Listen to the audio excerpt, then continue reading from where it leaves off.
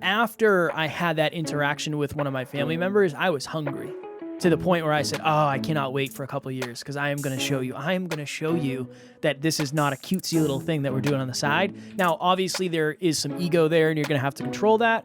But for some people, I think it'll make them hungry. Or you can try to learn something and try to get perspective. You know, being in Toronto did give me perspective about how much I value living where we live. So maybe going and hanging out with people that aren't aligned will give you perspective and gratitude for how many amazing people you do have in your life who do respect you.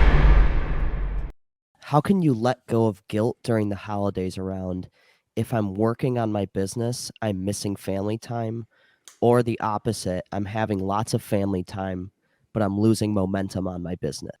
Wow, what a great question. Great question. Go ahead, Jeff. Such a super, whoever that person is very self-aware. So huge shout out to that person. It's a conscious choice, and you have to optimize for one over the other. You can try to do both, but you can only optimize for one thing at a time. Which one is more important to you? And this is very difficult. I used to coach a multimillionaire entrepreneur mother, and she has 3 children. And she said the hardest part of this journey has been admitting to myself that my entrepreneurial endeavors matter to me more than family. And she didn't mean that, put it this way, would her entrepreneurial endeavors matter without her family? Of course not. Of course not, right? And would her family matter without her dreams? That's another philosophical question, right? So you have to maybe, first of all, realize no one's going to understand unless they're an entrepreneur. They can try, but they don't really know. Number 2, you have to choose and understand the trade-offs of the choice. This has been one of the hardest parts of my journey. I was talking to Kev earlier today about a friend of mine who I was unbelievably close with growing up, and how I told myself this story that we're going to start hanging out and I'm going to show him our condo and we're going to get back together, all this stuff. And I just realized that there's no way. Kevin and I did a time audit today. Time, effort, resources, money. Where are they all going? Like, how do we redesign? We do that on Mondays. And I was like, yeah, there's no way. There's no way. I have no wiggle room. There's no way I'm going to hang out on a Sunday for 3 hours with this person. Now, could I do that? Could I make it work? Yes. I am deciding in advance not to do that because I don't want our business to take a momentum hit. The law of trade-offs. Everything is a trade-off. Every choice is a trade-off. Every moment you spend on your entrepreneurial journey is a moment you're not spending with family, and vice versa. You have to try to make the best choice you can and live with the consequences, both positive and negative. And this is why it's so important to give bits of feedback along the way so you don't have to do it. This is the point of it, right? When you start to lean into whatever it is you're doing, that starts to become your identity. And then people start to see you as that new version of your identity. So it's not you coming out of the dark when you say, hey, I'm not going to be able to come because I have blank, blank, blank, or blank. And I think I know it sounds kind of like a cop-out, but this is the extra motivation to make sure you're trying to stay a little bit more in alignment throughout the rest of the year. Because eventually these things will come up and you will have to put your foot down. But I do believe you have to put your foot down in direct correlation to the amount that you put your foot down throughout the rest of the year. So to Alan's point, I think my Wi-Fi might be Jeffing. I'm just going to hammer it. No matter what, there will be some quote unquote sacrifice, whether that's less business or less family time. You have to decide what's most important to you and then hope you don't regret it afterwards. Damn Wi-Fi. How can I learn to have gratitude for family members that I don't necessarily like but will be around during the holidays? Powerful questions. The only thing that came up for me during that question was perspective. So Kevin, I'll use this as an example. So imagine you're around a family member who you don't like. They're really arrogant, or they don't value you, or they don't respect you. I think that's really what we're talking about here is whenever you're not holding your energetic ground, you're not going to get any respect. You're going to be talked down to, all that kind of stuff. And the analogy I'm going to use here is I don't like the city. I never have. Every time I've ever gone to a city, I lived in LA for 3.5 months, and I just hated it. And we were in Toronto this past week, and I just hate the city. How many times did I say it? Kev. I mean, every time. Every day, every day. Every day. I just don't like it. I'm very blessed. I live in the woods. It's wonderful. I just couldn't wait to come home. Get out of the city. It's kind of like that. Toronto gave me perspective on how grateful I am for my home. So that's what it can be like, I think. When you go back with family members who aren't aligned, at least it can give you gratitude for the people that are aligned. And at the end of the day, if you're not getting respect from family members or aunts or uncles or whatever, you can either choose not to go. If you choose to go, then you are choosing to be around them, and you can try your best to, not spend time with certain people. You can navigate that. Don't sit next to them if they bother you. Or you can try to learn something and try to get perspective. Being in Toronto did give me perspective about how much I value living where we live. So maybe going and hanging out with people that aren't aligned will give you perspective and gratitude for how many amazing people you do have in your life who do respect you. And so that's all I've got. It really depends on how you're wired. And I never thought I'd be saying this, honestly. But after I had that interaction with one of my family members, I was hungry to the point where I said, oh, I cannot wait for a couple of years because I am going to show you that this is not a cutesy little thing that we're doing on the side. Now, obviously, there is some ego there and you're going to have to control that. But for some people, I think it'll make them hungry. And you'll say, okay, I don't like this person because they don't believe in what I'm doing. Maybe in 5 years, they'll believe in what I'm doing. Honestly, maybe they never will. I think an interesting, important part of it is you kind of have to let go of the desire to get approval from them. And then it's almost like, yeah, I'm going to see somebody I don't really enjoy that much, but based on whatever happens that day, nothing is going to change. I do think that's one thing I'm fairly good at is going into environments with people that I don't necessarily care about and I don't think necessarily care about me. I just try to separate it. Say whatever happens today in the grand scheme of things doesn't really matter that much, and I'm not going to let it affect me. But if it does affect me, now it'll actually make me hungry, where I think in the past it would have hurt my feelings. So understand that if they're not, and again, blanket statement, easier said than done. You can put it on a Post-it note card and sell it in Hallmark, and it might feel good, but it's not that easy. You can't really let somebody bring you down unless they're also the type of person who is lifting you up. And I know that's a fine line, but don't put stock into people's feelings when they don't care about you and they're not delivering positive feelings. Son? How have you guys been able to balance your work, family life during the holidays? Did you guys grind, on Thanksgiving, or did you take the whole day off? What was your guys' game plan going into that? That's a great question. I get up at 4:30. I worked. No, I went to the gym. I got up at 4:30. I went to the gym, and then I think I worked until 9 or 10, and then Tanner and I cooked. It was awesome. I made these pepperoni rolls. It's like, oh my goodness, they were pepperoni bread. It was amazing. And I'll say this too. Alan and I had a talk today, and I said, hey, I need to change my schedule because I'm not able to keep up with the health. Gym's going great. Awesome. Wealth, business is growing. Awesome. Love. The love bucket right now is the one that I haven't been filling as much as I need to. So I told Alan I need to redesign my schedule based on the fact that not just the holidays, but the holidays have definitely highlighted that for me. So it's an conscious effort of, okay, tomorrow is blank day. I actually have to be more dialed in if I'm going to get everything done and be able to be present. Emilia and I did a relationship talks on how to have a stress-free holiday, or how to put your relationship first during the holidays. Emilia had on our whiteboard, prepare for the holidays back in July. So I can't take credit.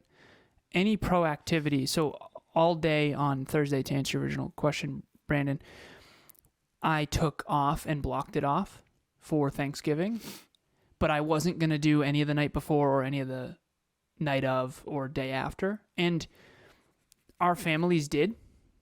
They did spend extra. I think they came early and then left late. We did that day, and that was it. So her and I are constantly masterminding behind the scenes of when are we going to get there? When are we going to leave? And then how do we play Tetris with our calendars ahead of time to make sure it all works? And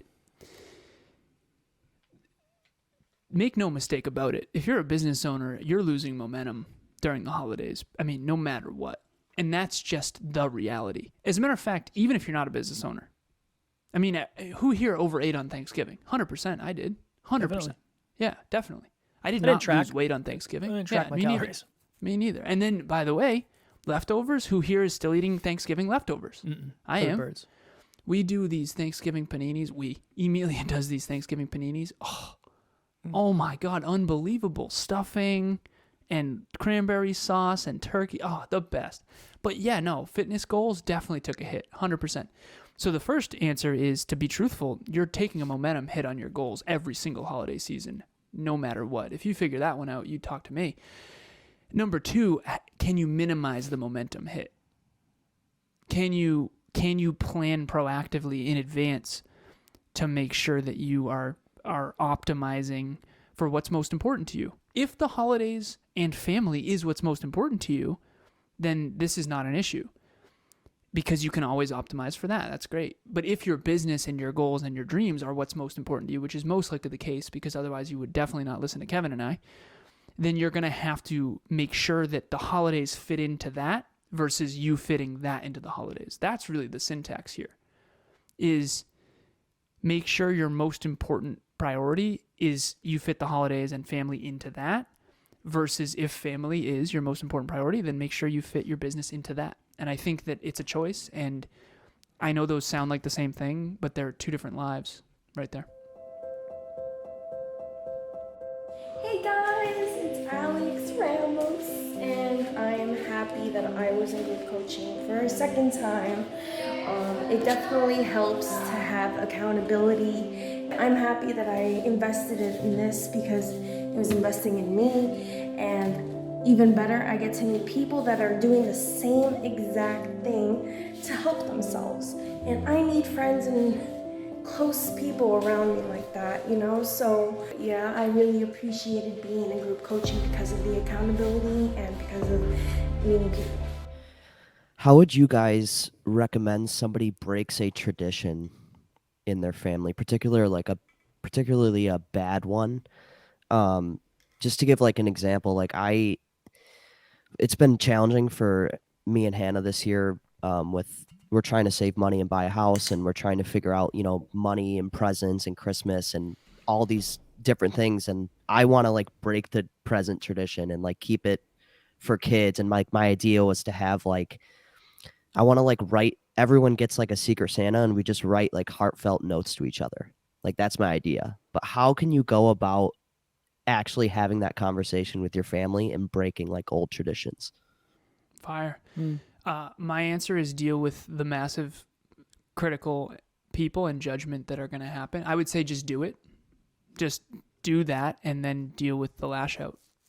I mean, so Emilia and I are going away for Christmas. We're going to Virginia. We're going to hike a mountain. And I know that that's not going to go over well.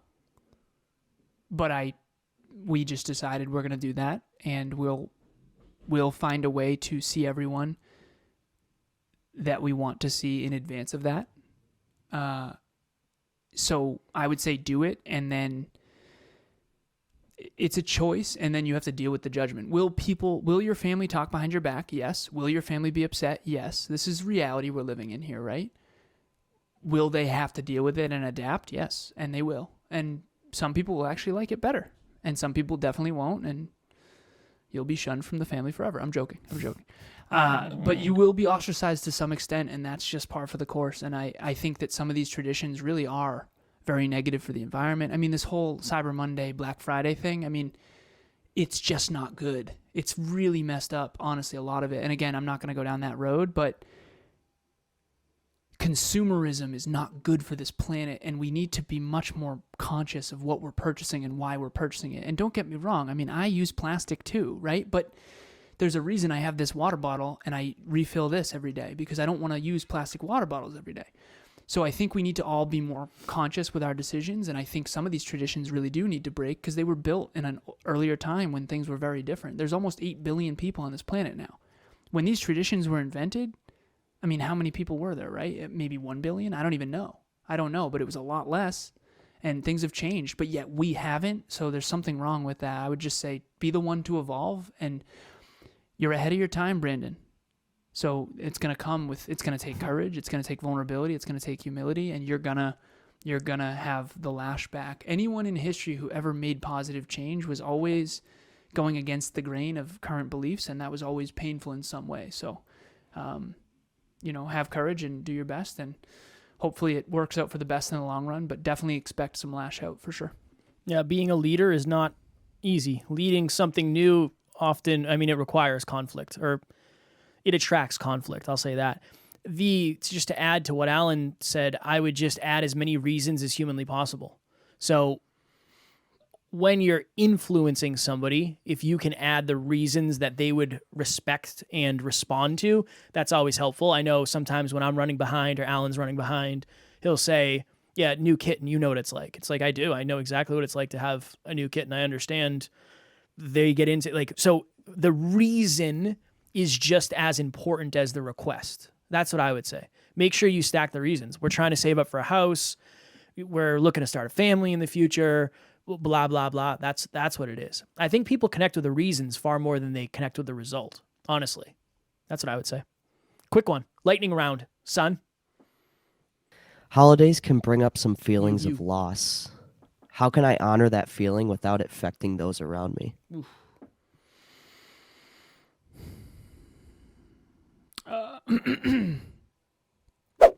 There's a modality called acceptance and commitment therapy that talks a lot about this, but I think being vulnerable and just talking openly about that is going to affect people around you. But I don't think it's necessarily a bad thing. I'll share this briefly, lightning round.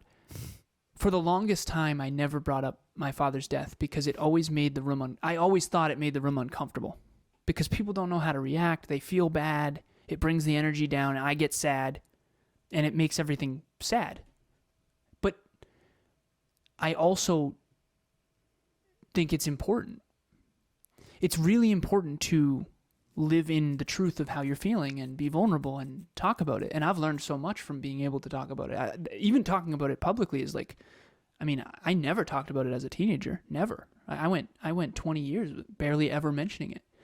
So I think there's growth in it. And I think that in a weird way, you'll never really heal if you don't express your truth and let those emotions flow through you. They're just going to get all bottled up. And that's what trauma is. It's bottled up emotions in the body.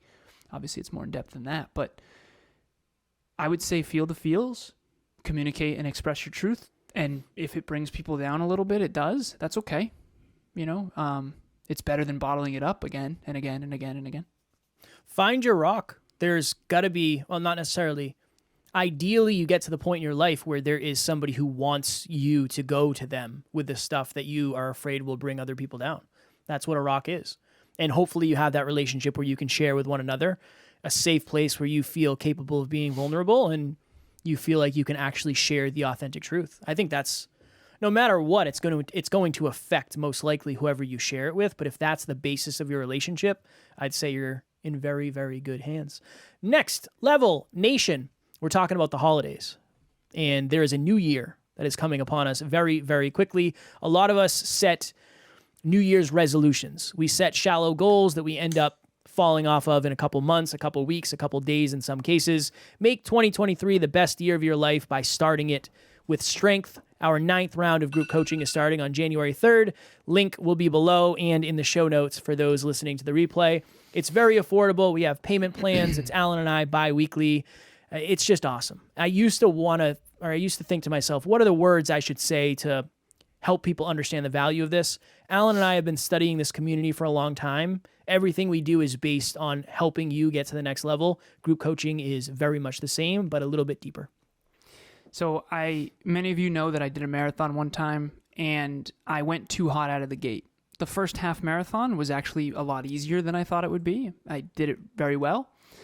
The second half of the marathon, I ended up limping across the finish line. I jogged the last lap, but it was absolutely brutal. So a lot of the reason why people don't achieve their dreams and their New Year's resolutions essentially is because they come too hot out of the gate. Right out of it's like new year, new me. Let's do a whole new workout program and it never works. I wrote an article about why it never works. It's called Micro Failure for Macro Success. It's about building belief slowly and incrementally over time. We've all heard about the tortoise and the hare. This article is like the tortoise and the hare, but far more in depth, far more applicable to your goals and dreams. So if you want 2023 to be different, yes, of course, sign up for group coaching. We start small and we build there. Start with 3 habits, then you track 6, eventually 9, that whole thing. But this article is going to give you what you'll leave with. It's like a 15-minute read. It took me like 3.5 months to write this thing. What you'll leave with is a deeper understanding of why most people never achieve their New Year's resolutions. I wish I had the stats. I wish I had the stats of people who said new year, new me, and then didn't achieve any of what they said they were gonna. And I don't want that to be you, neither does Kevin. So instead, this year, don't be the hare. Don't come hot out of the gate like I did in the marathon and then end up limping across the finish line. Be the tortoise and just start small and build. You have 365 days to work with here. You can start small and actually build, and then that way you feel good about yourself at the end of the year instead of, damn, another year went by where I didn't achieve anything that I wanted to. So check out that article, join group coaching, and thank you for listening. Hashtag be the tortoise. Next Level Nation, as always, we love you, appreciate you, grateful for each and every one of you. And at NLU, we do not have fans, we have family. We will talk to you all tomorrow. We'll see you at the next level. See you next week.